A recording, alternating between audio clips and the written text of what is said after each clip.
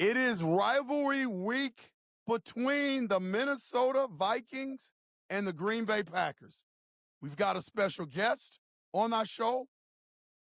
Packer Paul joins Unconventional Playbook. You'll hear from him and me on the UP.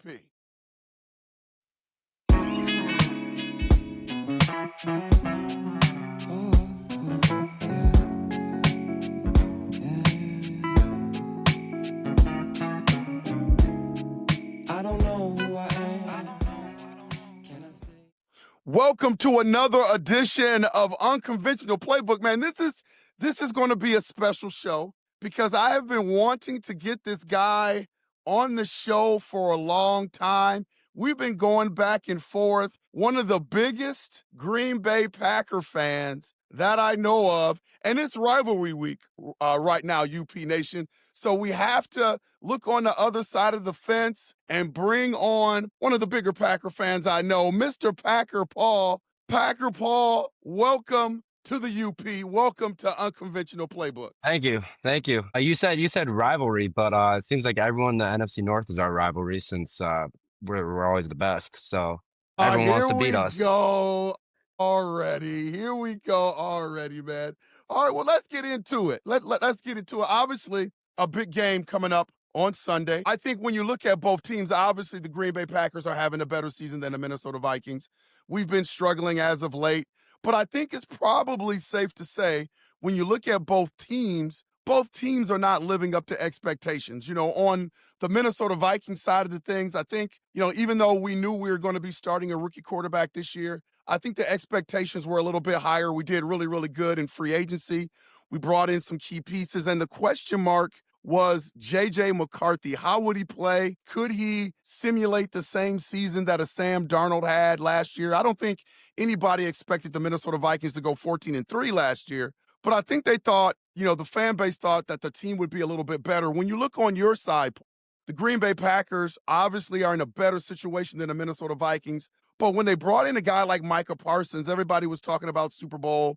Jordan Love has been at the helm for a while. I think it's safe to say that from the Green Bay Packers side, and maybe you can speak on this, I think the expectations were a little bit higher for the Green Bay Packers. Not that they're playing terrible, but I just think the expectations were a little bit higher. Tell me what your feelings are about where the Green Bay Packers are now and the team. What is your feeling about what's going on with the Pack? Yeah, you're definitely right that there's a little bit of disappointment, especially with how those first two games went. I didn't see us losing a game with how well we were playing. The offense is the main thing. The offense hasn't looked very good. It doesn't seem like we can get anything going unless Josh Jacobs is, having a 120-yard, 3-tutty game. A lot of drop passes from our wide receivers, and they're still young, but people keep saying that, and they've been playing together for 4 years now, so they kind of need to get that together if we're actually going to go somewhere this year. Yeah, what are your thoughts on Jordan Love? You look at the Minnesota Vikings side of things, J.J. McCarthy, he's got to play a lot better. The worst-rated quarterback in the league right now, been struggling.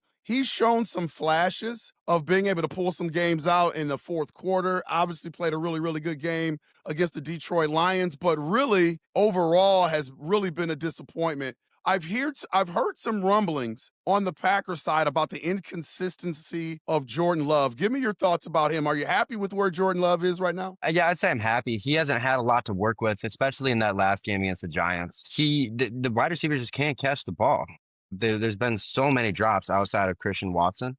So Jordan Love, doesn't have much of a deep ball throw, which is very disappointing, especially coming from Rodgers, because if he throws it deep, it's going to be a dime.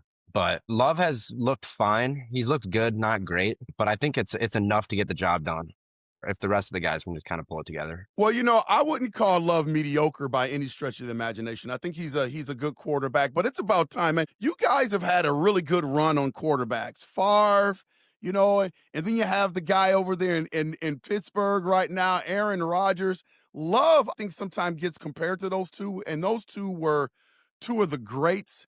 And I think he hasn't been of that caliber, but he's played pretty well, Paul. Yeah, I mean, it's a little unfair to compare him to Rodgers and Favre with how great they were.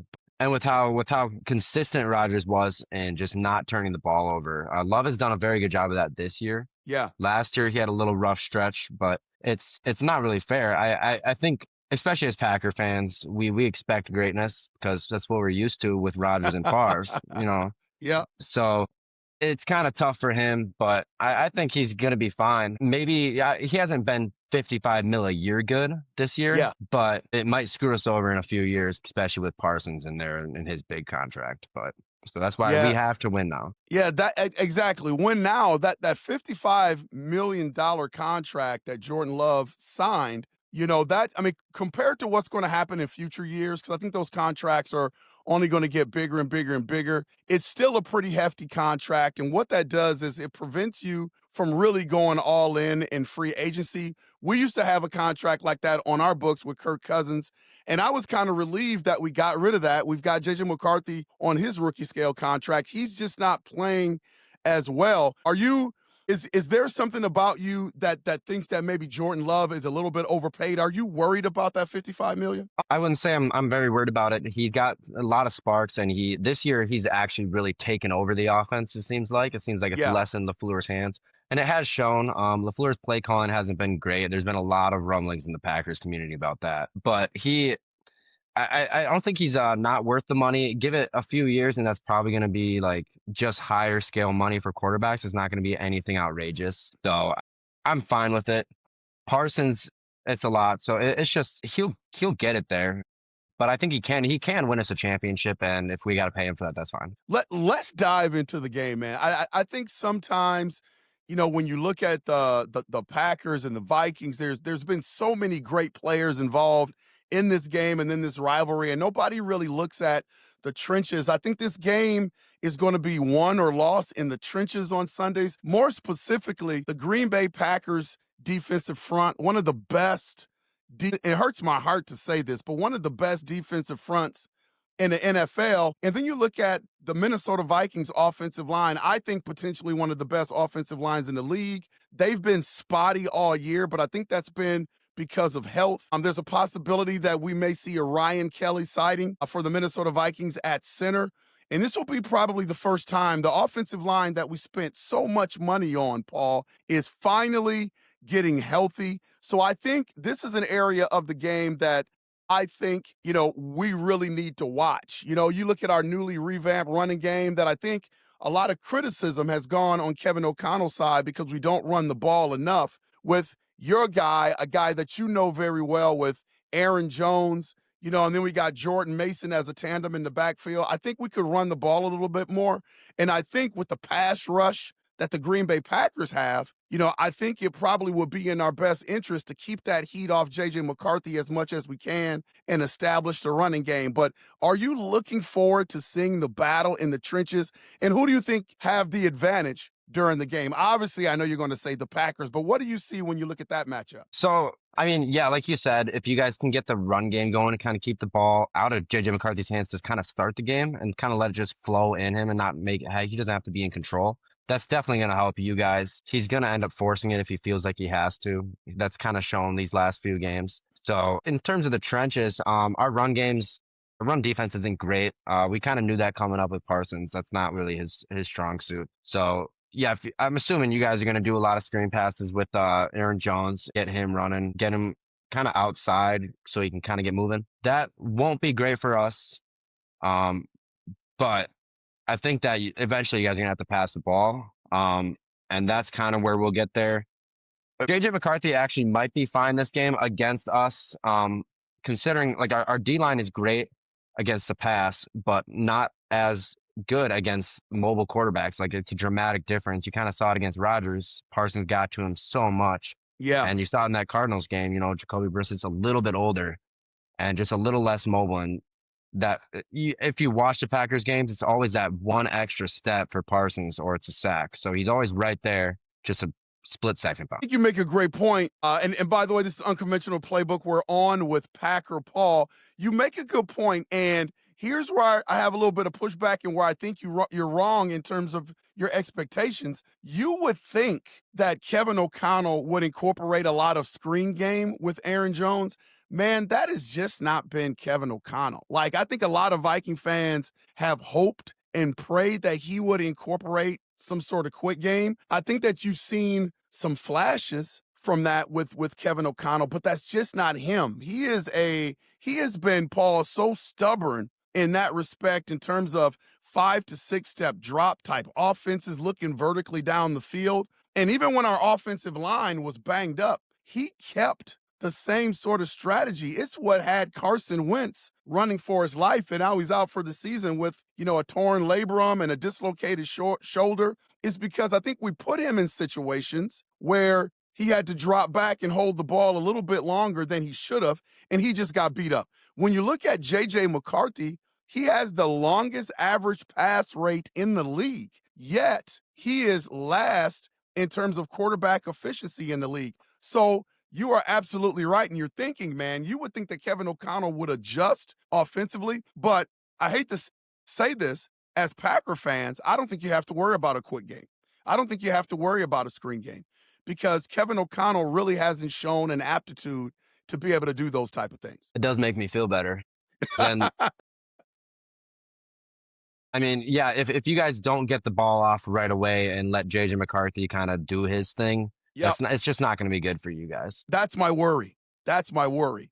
And it's been a pretty good chess match between O'Connell and LaFleur. I hear rumblings, living here right across the border in Wisconsin. Fire LaFleur. He's not a good play caller. I see and feel the frustrations over the years when it comes to the Green Bay Packers. There have been times where they've come up short in the playoffs when expectations were high. Where are you with LaFleur? Are you one of the guys that want to keep him there? Are you out on LaFleur? Where are you at? So with LaFleur, I mean, the past few seasons he has had an incredible record. The stats kind of speak for itself, but the play calling just from the eyes just don't look that great. It seems like he runs the same. It seems like he gets like a game plan for the whole game, and then he won't get out of it. He's going to stick to that game plan whether it works or not. He can't seem to adjust. But I think we have to go in a different direction with play calling and see if there's a spark, kind of like what Dan Campbell did with the Lions. That seems Exactly. that kind of really got him going outside of the Eagles game. I think we have to go in a different direction for play calling and try to just get a spark. Yeah, I think what's really hurt you guys, especially over the last couple of weeks, that you lost your stud tight end. I mean, that was Jordan Love's, I think that was his security blanket. And I think ever since you've lost that important piece in your offense, I think there's been a little bit of struggle on the offensive side of the ball for you guys. 100%. That hurt a lot. And I think you can see it directly from that game, how poor the offense has been playing. You're definitely right. And he was looking like he was going to be possibly the best tight end in the league. Like he was looking impeccable, getting at least a touchdown a game, probably 50, 60 yards a game. It was incredible to see, but it kind of hurt to see it go down. Yeah, when you look at this game, in my opinion, I think it's a really important game for both teams. I think both teams are in a different spot. Obviously, Green Bay Packers are ahead in the division. The Minnesota Vikings last in the division right now at 4-6 and not looking very well. But this is a game where there's a glimmer of hope for us, Paul, where if we can win this game mathematically, we're not eliminated from the playoffs. I mean, it's looking pretty bleak right now for the Minnesota Vikings, but we're not eliminated quite yet for sure. And then the Packers, after a big win last week, a little bit of a struggle, but big win last week against the Giants, they need to continue to win. So I think a loss for either team, really puts, the team that loses kind of in dire straits. Not so much with the Green Bay Packers, but it definitely won't be a good feeling for the Packers going forward and trying to get one of the top seeds in the NFL. Yeah, I mean, I really think that for the Vikings, the only reason this game actually matters is because it's against the Packers. Like playoffs. Wait a second, really we isn't... still have playoff hopes, Paul. We still have playoff hopes. I don't know why. I mean, you guys should be going for a draft pick at this point. Like, I mean, you're not not mathematically, but like realistically, I don't really see it with how many you guys have quite a few division games left. You guys got to play San Francisco. You got to play the Cowboys, which for you guys is going to be tough. And the Cowboys are better than everyone thinks. And then you guys got to play the Lions and Packers again at the end of the year. So I just don't see it happening. I think a lot of pressure is on J.J. McCarthy. I think the odds are slim, but I honestly feel like this is weird. As bad as we've looked at that position in terms of quarterback, and I kind of knew this was going to be this way with the rookie quarterback. I didn't expect for it to be this bad, but I expected a lot of ebb and flows when it comes to J.J. McCarthy this year. I just feel like, Paul, man, if we could if we could get quarterback play with our roster, I think we can flip this thing. Now, that's going to be the issue. That's going to kind of be the calling card. If we can get a little bit better play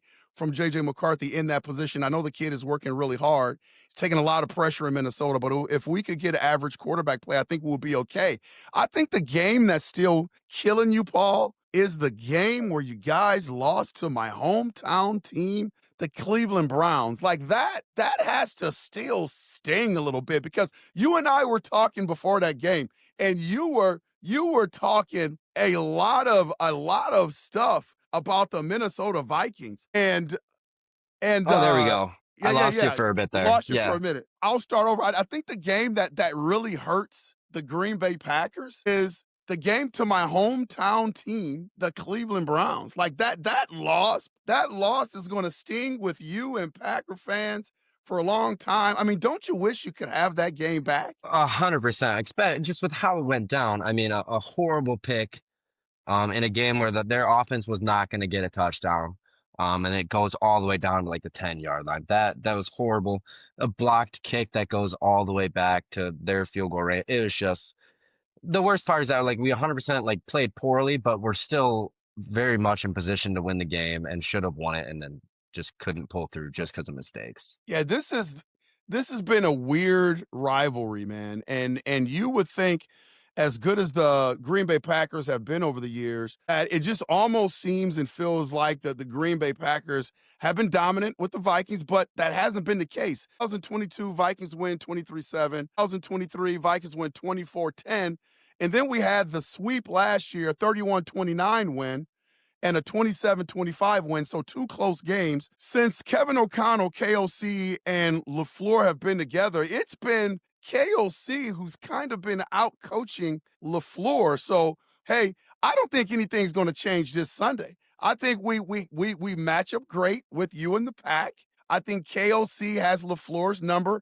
Give me your thoughts about the game on Sunday and how you think it's going to turn out. Well, I see the Packers scoring about 28. I see the Vikings getting about 13. That's about as much as I see you guys getting, barring a kick return for a touchdown or punt return, because your Price is kind of a stud if he doesn't fumble the ball. He can get it up there, but I don't see you guys getting any more than 13 points. I see us kind of running it. We're gonna have probably 20 at halftime, and then it's just gonna be from there. We're not gonna get a more than a touchdown from there. We never do. But here's the key, Paul. You guys have Josh Jacobs. Is he out for the game, or is he still questionable? Any official? He's last I checked yesterday, he is questionable. I think he's gonna play. Especially on in Lambeau and on the turf, he's gonna play, or on the grass. But yeah, I'm sure we game planned for Emmanuel Wilson a little bit more, which I do like, because he's very quick. He seems to have a little bit of Aaron Jones play to him, which I like.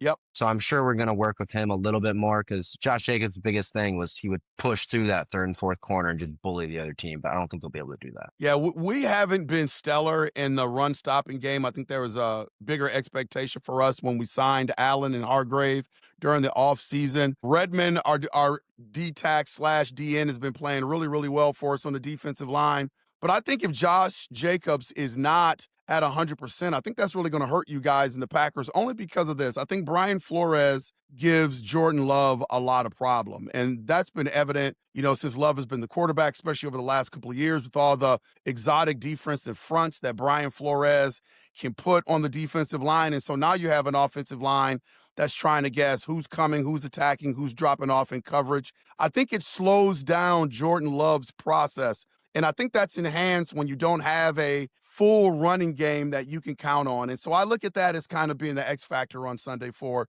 who wins or loses this game between the Packers and the Vikings. 100%. And that was very evident last year. Outside of the fourth quarters of those games, Jordan Love was dead in the water. Yeah. I think the big thing for you guys is that, when I look at your team, it's amazing. When I tune in to watch Green Bay Packer games, the one thing amazing to me is I don't get a chance to watch every single game that they play.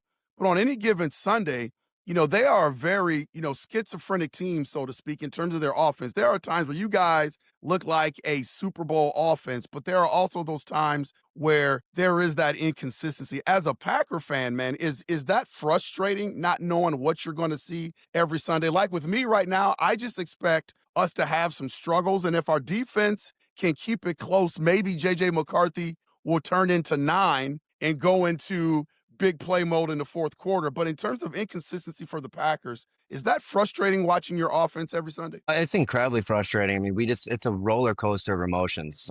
We'll have plays and drives where we just look like the best offense in the NFL. No one can stop us, but Yep. it never can continue. There's just mistakes, drops, everything. You see a lot of misreads. It's been just up and down the whole season. Yeah. I think the one thing about the Packers, man, and it hurts my soul to say this, but I think they have a lot of good personnel groupings, a lot of units. Honestly, I think Jordan Love is going to get it together. I think you guys have the coach. And I think, honestly, you've got a really stout defense. When you added Micah Parsons, I know people maybe thought, he would have a lot more sacks by now, but his presence on the field is still pretty evident. He has a lot of pressures. He makes that defense better in terms of his experience. When you have him and Gary on the field at the same time, and that is just absolutely tough. I think that if this team can really put it together, I know everybody's talking about the Philadelphia Eagles. There are a lot of other teams that people are talking about, the Tampa Bay Buccaneers. I think the Green Bay Packers are still a viable threat to go to the Super Bowl. I can see where this thing could turn around for you guys. 100%. I mean, when you're only letting up less than pretty much 20 points a game, you always have a chance. And the offense can score. They just gotta connect on a few things.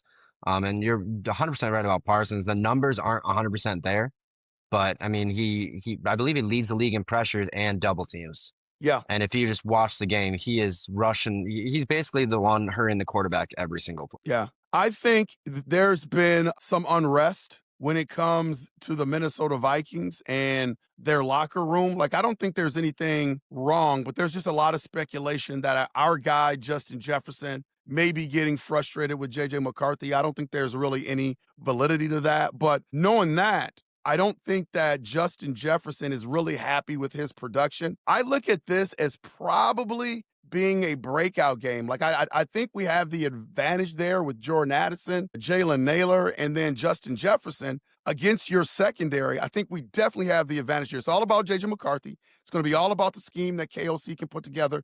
There is no Alexander in the secondary anymore. Although every time we played the Pack, he would find some excuse to being hurt because I don't think he wanted any more of Justin Jefferson. But I think when you look at the defense, I think that is probably the most suspect part of your defense is that secondary. You guys are afraid of Justin Jefferson getting off on Sunday? Well, no, I mean, you guys can get as open as you want. It doesn't matter. The ball's not getting to him. Oh, If boy.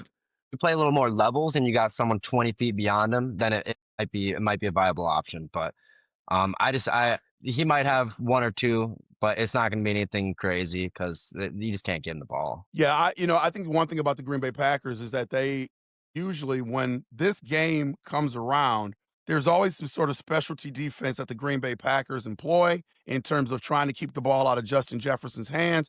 And honestly, they've done a pretty good job against Jordan Addison, our number 2. I think the X factor in this game, something that you got to watch out for, is someone that hasn't really been hot. He has been asked to chip a lot. He's been asked to block a lot more for the Minnesota Vikings, especially when we were patchworking our offensive line, is TJ Hawkinson. I think a tight end for a young quarterback is the biggest security blanket that you can give a young quarterback. And I think KOC is going to incorporate TJ Hawkinson into this game plan, probably more so than any game this season. We've been pretty successful at Lambeau over the last couple of years, and it's always been spot moments with the tight end. Any expectations on that, on how LaFleur is going to battle slowing down TJ Hawkinson? Because I do think he's going to be a big part of this game. Well, I don't think Hafley's going to game plan it any differently. Definitely helps McCarthy having a big guy up there, but he hasn't been like outstanding this year. So I don't think we're going to game plan any differently for it. They're probably just going to run what we always do. It is tough with Parsons on the end. He's always going to rush the quarterback. He's not going to usually drop back. So, with like a Rashawn Gary or like we used to have, like with Clay Matthews. He would drop back sometimes and kind of defend, but we're Yep. not going to get that. So it kind of puts a little more pressure on those linebackers. But I don't think we'll change anything. I don't think we'll need to. Always the big part of these games is people look at matchups. For me, and being a Minnesota Viking fan, the one thing that I've been frustrated with over the past couple of weeks, I think we cleaned it up last week, but the week before that against the Ravens at home, 13 penalties, 8 false start penalties, which is just egregious and unacceptable. You know, I worry about the Minnesota Vikings discipline. We have been one of those teams where at times we have not shown the discipline that we need to be a successful season. And this game is going to be all about possessions. I don't think it's going to be a game where the Packers are going to blow us out. And I don't see the Minnesota Vikings blowing out the Packers. I think both teams, by the time the fourth quarter rolls around, is going to have an opportunity to win this game. So I definitely worry about our discipline and our penalties. Here's what I worry about for you guys, and we just touched on it a few minutes ago when you talk about the cornerbacks and wide receivers of the Minnesota Vikings, is that I think you guys are susceptible to deep shots. Like, I think, you know, we can beat you guys over the top. J.J. McCarthy has shown that he has an arm. I just think he's very hesitant on where he needs to go with the football. I think that's an area of vulnerability for the Green Bay Packers in terms of deep shots down the field. You guys worried about that with J.J. McCarthy? No, not much. I don't think he's gonna have that much time to get down there. I think that if we keep him rushed, he's gonna feel if we can make him feel pressured, he's going to throw the ball too far pretty much every time. He gets rushed on those and he just throws it too fast. I mean, he's got an arm, that's for sure. But he I don't think we're too worried about it. He does have the basics of a Vikings quarterback down, which is just by all means get the ball to Justin Jefferson. Yep. He's got that mentality down. He just hasn't connected much. So from what I've seen, no. From what I've seen Justin Jefferson do, it does worry me a little. Yeah, because our offensive line is getting better. I think what you've seen in terms of protection from the Minnesota Vikings early on into the season to where we are now, you can steadily see each Sunday the sack rate against the Minnesota Vikings slowly but surely starting to decrease. I don't think J.J. McCarthy even got sacked last week, which is night and day difference from what was going on with the Minnesota Vikings early in the season. I mean, look at Carson Wentz. He's out for the season. So I think our offensive line, especially if we get all pro Ryan Kelly back for the first time this season, I think that enhances our offensive line. It's going to buy J.J. McCarthy a little bit more time. Give me your grade on your coach, Matt LaFleur, when it comes to down the stretch decision making. I've looked at various Packer podcasts and I'm on social media. I look at what people are saying about the decision making down the stretch, the play calling down the stretch from Matt LaFleur. Any worries about that with your expectation of this being possibly a game that could go down to the wire? Yeah, last minute decision making with LaFleur's always kind of been just a roller coaster. He has these moments where he's a little more gutsy and he'll do it. You saw that couple weeks ago we went for that 4th and 3 and we got it and that kind of sealed the game. But I mean, going way back, 2020 Packers playoffs against the Niners, and we have that where we probably should have gone for it. Sometimes there's no in between. He's going to be either super aggressive or super conservative. So it's no in between. I think we need a little more consistency on that. Yeah, I know you mentioned the stopping the run is kind of a weakness for the Pack. I mean, obviously to get Micah Parsons, you had to give up a stalwart in your defensive tackle slot this year. If you had an opportunity to improve this team, the Green Bay Packers team more specifically, with one player, could be any unit, where would you go? What does the Green Bay Packers need to improve their football team? We need a stellar defensive back. Yeah. That's watching the games is pretty clear. Keyshawn Nixon's been solid. Yeah, he's a solid But player. the rest of them haven't looked great. They have their moments, but they also have their very bad moments, and there's a lot more. Yeah. Obviously, you guys have the better quarterback situation this week. Jordan Love, he's a veteran, another really, really good a really, really good quarterback for the Green Bay Packers. Again, I don't think he's, at the level of like an Aaron Rodgers or Brett Favre, but he's pretty decent. I would definitely take him. When you look at the two defenses, compare and contrast, I know what my opinion is, but who has the better defense for this game, the Green Bay Packers or the Minnesota Vikings? That's actually a very good question. I mean, I think the Packers have the better defense for this game and just period. That's not biased. I think that when you look at the numbers, we haven't been letting up any points really the last 5 weeks, 4 weeks, pretty much ever since that Yeah. Cowboys game Yep. where our defense just shut it down. But that was kind of to be expected with the whole Micah Parsons going back to Dallas. But I think looking at it, you guys have too many. You guys have a lot of weak points. And I think our offense is just much better than your offense, more so that I see us being able to outplay your defense. I don't see your offense being able to outplay ours. You know, it really boils down to scheme and who can bother the other quarterback the most. I think if KOC schemes this thing, man, I think we can win this football game. But KOC has to scheme. And I've been on the outs with him in terms of scheming and game planning for games. I thought his one of the best games that he called was against the Detroit Lions. Like I went into that game and I knew we had an opportunity, obviously, to win that football game. But it was one of the best called games from KOC incorporating the run. I thought JJ McCarthy looked very comfortable. I think arguably, man, it was the best game that the Minnesota Vikings have played. And there are those shining moments from JJ and KOC. I think this is going to be one of those games. I think Brian Flores can really bother Jordan Love. When it comes to JJ McCarthy, I think it's all about the scheme. Like I said this on my podcast this week. If I were the Minnesota Vikings, what I would do is I would work within a framework for JJ McCarthy, man. I would give him about 15 to 20 attempts throwing the football a game. And then I would just establish the run because I think you have to give him situations where he is comfortable. You mentioned screen game, quick game, stuff like that. That hasn't been apparent from KOC. But I think if you work within a framework, it's almost like a pitch count in baseball or when a player comes back from an injury, you give him a certain amount of snaps. JJ McCarthy needs to throw the ball no more than 20 times, and the Minnesota Vikings need to establish the run. I think, Paul, if we do that, we've got you guys this Sunday. I just don't think KOC is going to do it. And that's going to put our success rate in peril because for whatever reason, he feels like JJ McCarthy should come out and throw the ball 30 to 40 times a game. And I just don't think JJ McCarthy is there, especially when you're looking across the line at a really, really good Green Bay Packer defense. Yeah, 100%. I definitely agree with you on that. But you guys are kind of in a tough position with, you put the ball in JJ McCarthy's hands too much, and things are gonna go wrong at some point. But you put the ball in Aaron Jones' hands too much, and he's just gonna get hurt. I know that from experience. It's kind of a predicament for you guys in that scenario. I mean, you could give it to Jordan Mason a little bit. He's been solid, but Yeah.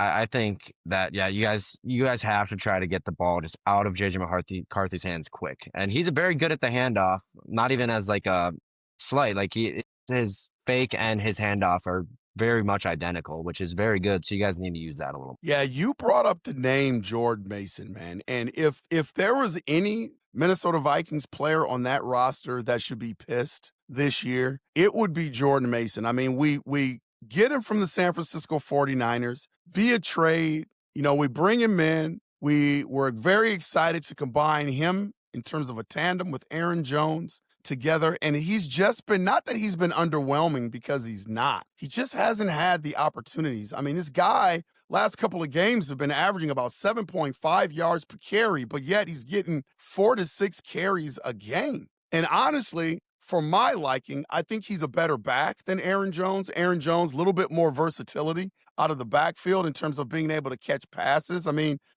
Aaron Jones is someone that can run through the tackles and then convert into a scat back in terms of throwing those screen passes, getting out in the passing game. Jordan Mason is more of a tank where he can get downhill, very tough to bring down. And the Minnesota Vikings just have not used him very well, and again, I would say if I were him, I would be like, why did you bring me here? But I think if we can get him incorporated and integrated into this game Sunday, I think it could be a tough battle for the Green Bay Packers, even though they have a pretty good front. But I think the weakness is they haven't really shown a consistency to be able to stop the run, like you said. When you look at the coaching battle, Paul, you've got KOC and LaFleur, two young coaches, two guys that are very innovative. I think KOC has really outcoached him the last few years. Who do you think has the better coaching edge on Sunday? I do think that O'Connell does have the coaching edge. He's been nothing but great, and he's built in a fantastic system where if with a moderate quarterback, you guys should be above 500. O'Connell has been just an incredible coach. LaFleur's been good. I just don't think he's been any better. Yeah, yeah. We're on Unconventional Playbook with Packer Paul. Paul, before we wrap this thing up, man, who needs to win more? Obviously, the Minnesota Vikings are fighting for their playoffs lives. We're not officially eliminated, as I mentioned earlier in the show, but we are at the tail end. I mean, man, we can't lose any more games, or we are done. The Packers obviously need to get this thing going in the right direction, albeit you're coming off a win last week against the Giants. Who needs to win this game more, in your opinion? Even, if you even have to take the playoff thing out of it for the Minnesota Vikings, who needs to win more? With taking the playoff thing out of it, Yeah. I think the Vikings would need to win more just to see something out of JJ McCarthy, just for you guys' Yes. future. Totally agree. Putting playoffs in stake there, it's more important for the Packers. Just for seeding, I think we're gonna make the playoffs, but in terms of seeding, it's gonna be crucial this year because it's looking like it's gonna be very tight, especially in the top teams, the NFC North, and then you're looking at the NFC West as well, who's looking really solid. So it's gonna be really, really tight as in terms of getting that good wild card spot. How does this thing end for you and your Packers at the end of this season? If you had to make a guess right now, Packers, are they a NFC championship appearance team? You see them going to the Super Bowl? Do you see this whole thing fizzling out? They don't even make the playoffs? Like, what's the end game for the Pack? I think our floor is divisional round. Ceiling, I'm always going to say, is a championship. So Okay. I see us making it at least the divisional round. We'll play that first round probably away, assuming the Lions kind of keep rolling like they have been, and we'll be playing a bottom tier, division winner. So I think we'll pull out that game. And the divisional round games are all going to be taking all of your emotion out of it, just looking at the matchups. Give me your official final score of the game on Sunday. 28. Wow, you guys are going to score 28 points without your starting tight end against a Brian Flores-led defense? Toyotathon. Of course we are. Listen, I look at the Minnesota Vikings defense causing Jordan Love a lot of problems. And I think this game is going to be a lot closer than some of the experts have put out there.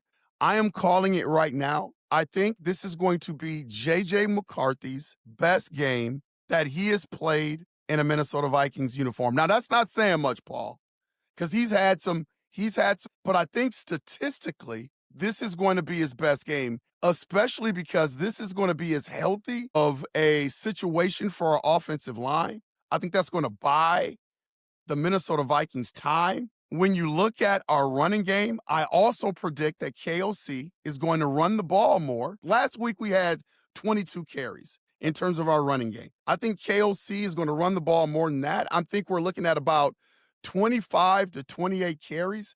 I think the majority of those carries are going to go to Jordan Mason.